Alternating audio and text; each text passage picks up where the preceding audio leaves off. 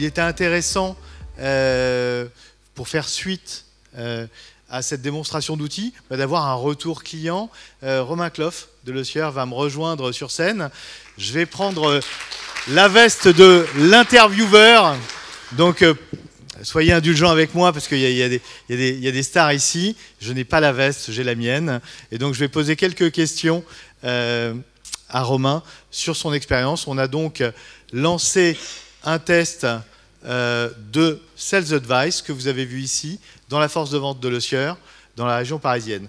Donc, je vais peut-être te présenter, Romain, si tu veux. Oui, Romain, directeur national des ventes chez Le Sieur, un parcours très classique commercial GMS, puisque j'ai fait responsable de secteur, chef des ventes régionales, CAM national et DNV, donc une petite connaissance un peu du carrelage, comme on aime bien l'appeler. Alors, Le Sieur et Nomadia Sales, c'est une histoire qui a commencé ensemble, parce que moi, je suis arrivé il y a 5 ans, et on a commencé à travailler avec Le Sieur il y a 5 ans.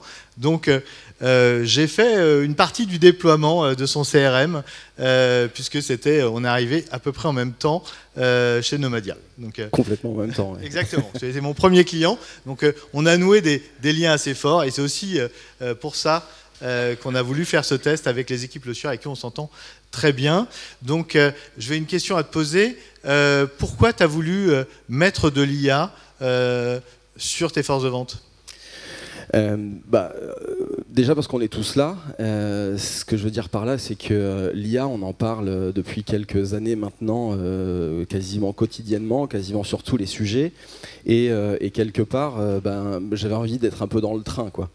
J'ai pas envie que le Sieur soit le Kodak face au numérique ou le BlackBerry face à l'iPhone, quoi, très clairement. Donc ça m'a interpellé. La deuxième chose qui m'a interpellé, et je pense qu'on est beaucoup à partager ce sujet-là, c'est qu'on a aujourd'hui des tâches au sein de nos forces de vente qui sont très chronophages. Le relevé, de faire un compte-rendu, enfin tous les exemples qu'on vient de voir. Et moi je me suis dit que l'IA ou préparer une visite, et l'IA pouvait m'aider justement à être un peu plus efficient, un peu plus dans l'excellence opérationnelle, des mots qui résonnent pour nous tous. Et donc l'IA pouvait nous y aider. Et alors, en quoi, pour toi, Sales Advice IA se différencie peut-être des autres approches IA dans tout ce qui est préparation de visite ?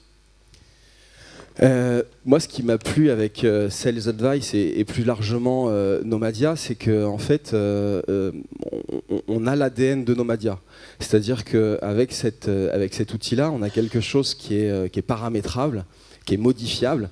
Je pense qu'on a tous le même métier, mais finalement, on a aussi un métier qui peut être différent en fonction des catégories que l'on vend, en fonction des si on va au frais, si on va à l'épicerie. Et ça m'a séduit.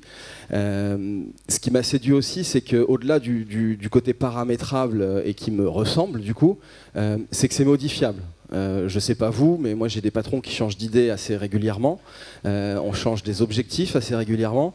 Et du coup, Frédéric San, qui est dans mon équipe, s'il a envie de changer une priorité, une pondération, c'est assez simple.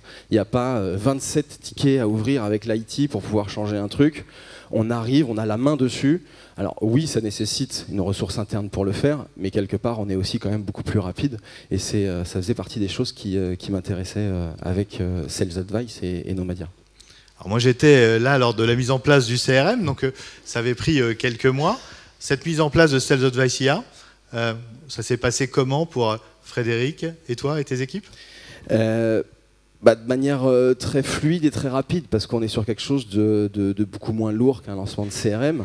On avait des équipes Nomadia qui étaient préparées aussi, ça il faut le souligner. Ce qui fait qu'en une quinzaine de jours, finalement, on a réussi à mettre en place le test, versus des fois où on en parle de 12-18 mois pour lancer un CRM. Quand on fait une secto, c'est pas en 15 jours.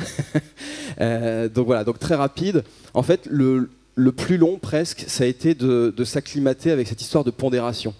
Parce qu'on a tous des biais cognitifs finalement, et on veut surpondérer les gros potentiels, on veut surpondérer un Leclerc, on veut surpondérer une promo, et en fait on se rend compte que finalement, dans notre fameux panier de clients priorisés, il n'y a que la même enseigne.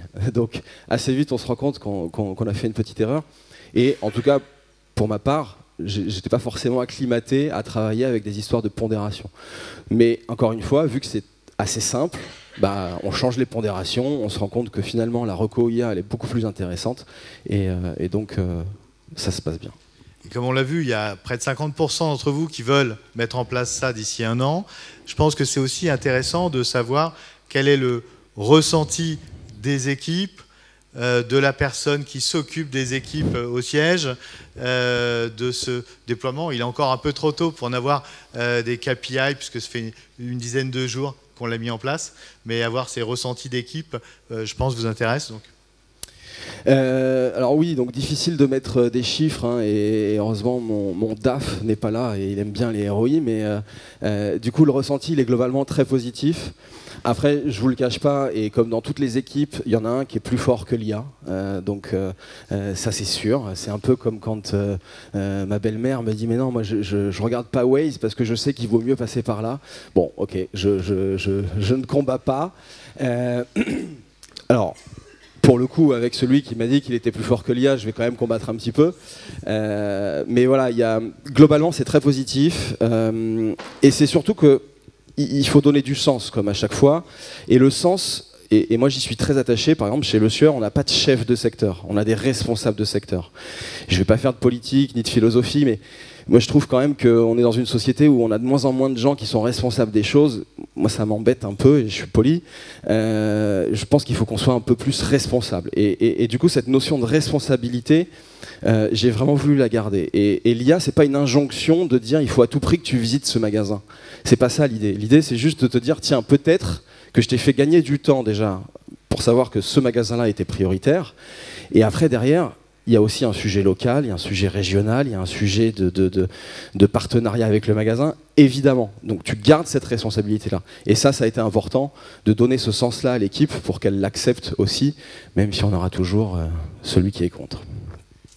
Et alors, dans les échanges qu'on avait pu avoir, un des points qui était revenu, c'était de s'assurer, on avait parlé des objectifs, de l'alignement des objectifs société et force de vente. Parce que l'IA, il est là pour améliorer votre chiffre d'affaires société. Et donc, si à un moment donné, un chef de secteur n'est pas aligné là-dessus, il est hyper important qu'on ait cet alignement-là et qu'on y fasse attention, puisqu'il ne faut pas que les chefs de secteur soient non alignés sur ces objectifs. Donc ça, c'était un point qu'on avait vu aussi. Oui, on l'a vu. Alors, c'était assez rigolo parce qu'en fait, du coup, ce qu'il en est ressorti, c'est que cette fameuse personne, en fait, on s'est rendu compte que c'était pas forcément les magasins amis qui ressortaient, les fameux magasins amis, hein, où on va tout le temps faire nos mises en avant, tout le temps dans les mêmes magasins, on va chercher les mêmes choses. Et puis ça fait toucher du doigt que parfois il y a une dichotomie entre l'objectif national, l'objectif régional, et puis le fameux objectif incentivé.